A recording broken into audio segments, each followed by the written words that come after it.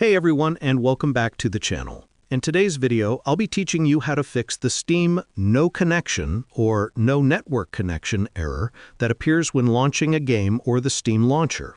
This problem can happen for a few different reasons: admin privileges, internet issues, or even registry-related problems. So we're going to troubleshoot each possible cause to fix it.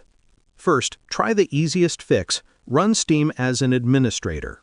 Go to your Steam installation directory. If Steam is on your desktop, simply right-click the Steam shortcut and select Open File Location. Find the Steam launcher file, right-click it, and choose Properties. Go to the Compatibility tab. Click Change Settings for all users, and make sure Run this program as an administrator is checked. Click OK, then Apply, then OK again. This ensures Steam has full permissions, including access to your network resources, which can help restore a stable connection. Next, try fully closing Steam and reopening it. Go to your taskbar area, right-click the Steam icon, choose Exit, and then reopen Steam. Surprisingly, this simple step fixes the issue more often than you'd expect.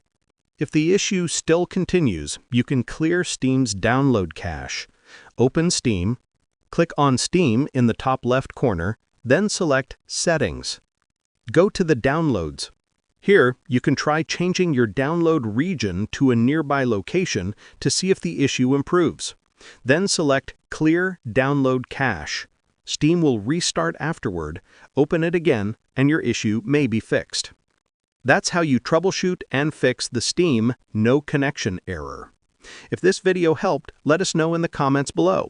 We upload guides like this daily, so feel free to subscribe to the channel if you want more helpful fixes.